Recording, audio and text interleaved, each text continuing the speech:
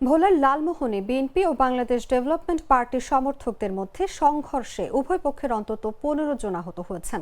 শুক্রবার রাতে ভোলার লালমোহন উপজেলার রমাগঞ্জ ইউনিয়নের রমাগঞ্জে এই ঘটনা ঘটে। এই ঘটনায় বিএনপি ও ডেভেলপমেন্ট পার্টির পক্ষ থেকে থানায় পাল্টাপাল্টি অভিযোগ দায়ের করা হয়েছে।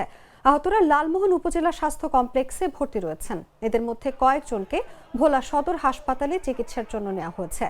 স্থানীয়রা জানান, শুক্রবার বেলা 11:30টার দিকে বাংলাদেশ ডেভেলপমেন্ট পার্টি বিডিপির কয়েকজন নারী কর্মী রায়চাঁদ বাজার এলাকায় গণসংযোগে যান।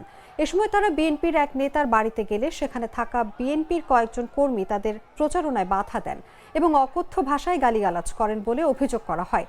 এই ঘটনাকে কেন্দ্র করে বিকেলে উভয় পক্ষের মধ্যে বাগবিতণ্ডা ও হাতাহাতির ঘটনা ঘটে।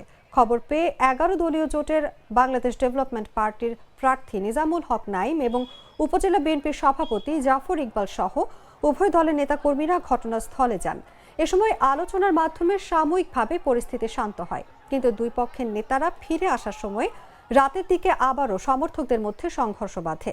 এতে উভয় পক্ষের অন্তত 15 জন আহত হন।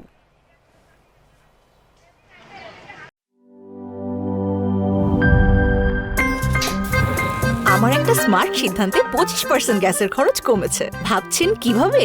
সাধারণ গ্যাস স্টোভ বদলে আমি এনেছি আরএফএল গ্যাস স্টোভ। এর সাইন্টিফিক নজল ও ব্রাস বার্নার ক্যাপ সমানভাবে তাপ ছড়িয়ে রান্না করে দ্রুত, তাই গ্যাসও বাঁচায় 25%, টাকাও বাঁচে 25%। আরএফএল গ্যাস স্টোভ নিরাপদ ও গ্যাস সাশ্রয়ী।